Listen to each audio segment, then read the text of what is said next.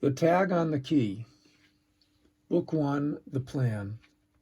Chapter 9, Bakery Business. My father used to hire the most interesting people to work in the bakery. There was a high school kid. His name was Gino. His father died, and he was the oldest in the family. He didn't know anything about baking, but my father started him off as a porter, which was a menial position. He would carry 100-pound bags of flour from a basement storeroom to the bakery upstairs. He would wash all of the pots and the big mixing bowls. At the end of baking each day, he would get down on his hands and knees and scrape the floors clean. It was not so easy, and it didn't pay much, but my father told him to keep working and pay attention. Gino could fix things. That was a plus. He could break things too. Once, somebody parked their car right in front of the main entrance to the store. My father called the police, and he was informed by them that they would not be able to do anything in this matter. They told him that they had no jurisdiction there because it was private property. "No police?" my father said. "Okay, Gino, take care of it." Gino hammered one nail into each of the car's 4 tires. We never had that problem again.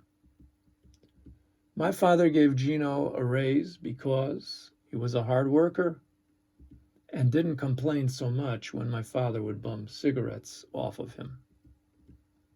I remember that Gino used to hide his cigarettes in the freezer so that my father wouldn't find them. I did find them, but that's another story. My father arranged for one of the cake decorators to show Gino the ropes. He learned really fast, and he was good.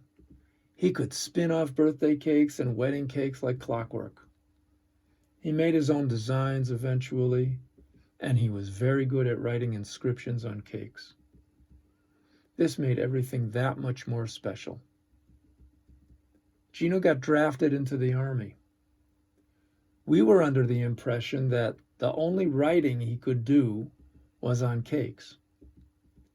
We were quite surprised and pleased to get a postcard from him while he was at Fort Dix. After the Army, he came back to work for us. He was a man who had a trade and could work in any bakery. He got married and he bought a house. One day, Gino told me, "Sure, I worked hard, but your father gave me a break, and I owe it all to him." Now, my father didn't really care who anybody was ethnically. He gave everybody respect, initially at least.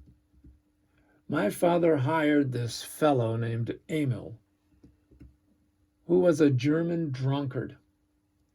Emil was strong as an ox, but not as smart as one. My father hired Emil because of his physical strength, no other reason. Emil was homeless, so he unofficially slept in the basement of the bakery on the flour sacks. He was strong, not very smart, and not very clean.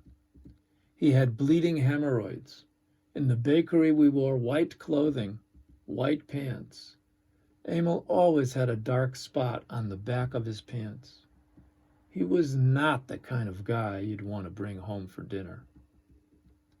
My father decided to give this wonder of a man a chance, until one day Emil had too much to drink and started cursing the Jews and saying that they should have all been killed. Well, my father said to him calmly, "Is that so?" The next thing anybody knew, Emil's face was in the flour bin. My father was not finished with him yet, and inquired of the German, "Emil, What did you say about the Jews? I didn't hear you. My father socked Emil so hard in the gut that his jaw dropped. My father then stuffed some handfuls of flour down Emil's throat, just to make sure.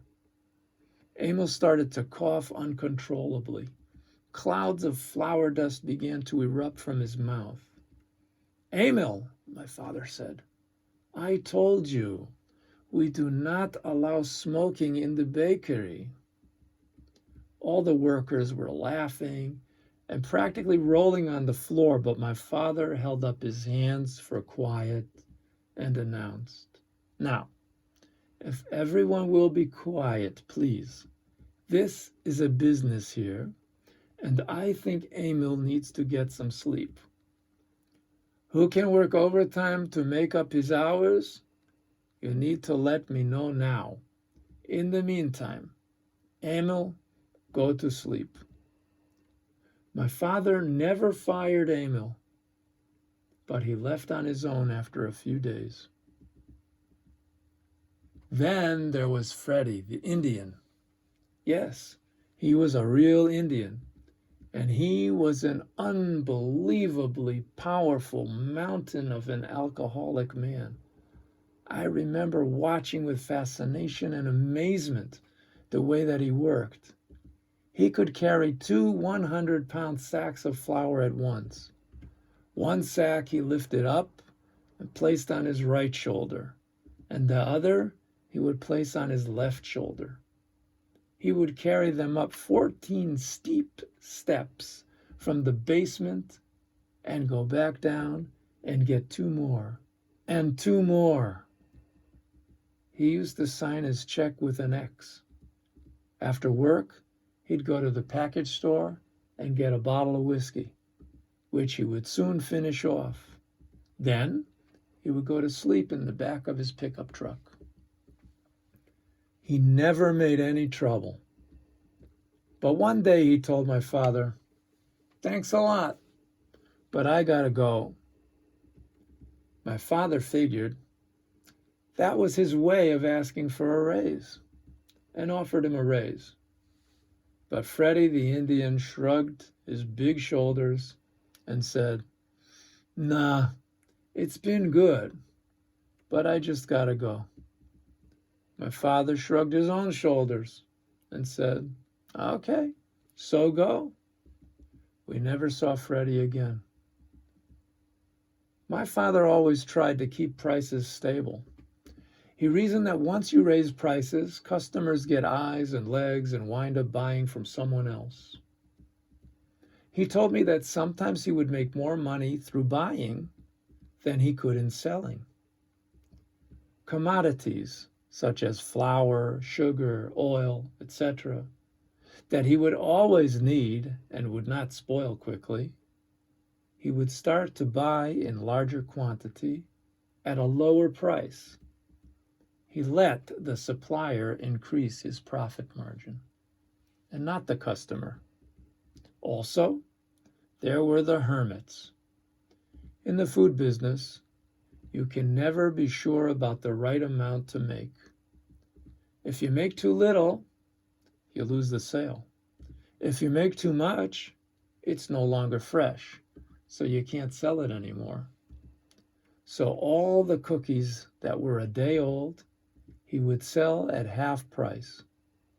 After that time, there was a container that looked like a plastic garbage can into which all unsold cookies would go. When it got full, he would mix in lots of ginger and nutmeg and make gingerbread squares called hermits. 1 dozen sold for 39 cents. And for a penny more, you could get the second dozen. They always bought 2 dozen. I had a friend who worked in the gas station down the street from the bakery who would always remark about Sunday morning business at the gas station. He would remark about the fact that people would be coming out of church and putting gas in their cars, and on almost every car's front seat was a bag of rye bread from our bakery. One of the biggest bagel bakers of all time, Murray Lender, told me personally that he once tried to sell his bagels to my father, but he had no success. So I asked my father, "Why didn't you buy from Lender?" His answer was that it didn't pay. He only needed 900 bagels a week, and he could make them cheaper himself. My father could really make bagels. I used to help him on the day that we made bagels. The other bakers and I could make one bagel at a time, but my father would make two at a time, faster and more uniformly, all by hand. By the way, everybody said that my father's bagels tasted better too. Despite my father's technical expertise and business acumen, my mother was the real brains behind the business. The smartest thing that my father did in business was to listen to her. My father originally wanted to start a bakery in the suburbs with a standard line of baked goods. His reasoning was fairly straightforward. He felt that the people in Connecticut are Yankees and that they like what they are used to. So let's give them what they know and what they like. My mother's reasoning was that people always like something new and different, as long as it is good. He listened to her. She was right. White bread and rolls sold a little, but rye bread, pumpernickel, bagels, challah, and bialys were an absolute hit. They sold out almost every day. My mother would hire the salespeople in the store. There were a couple of married women who stayed with us all the years and were fiercely loyal to our family. Then there were the high school girls who would work for a year or maybe two. Some of those girls actually married guys who worked in the bakery.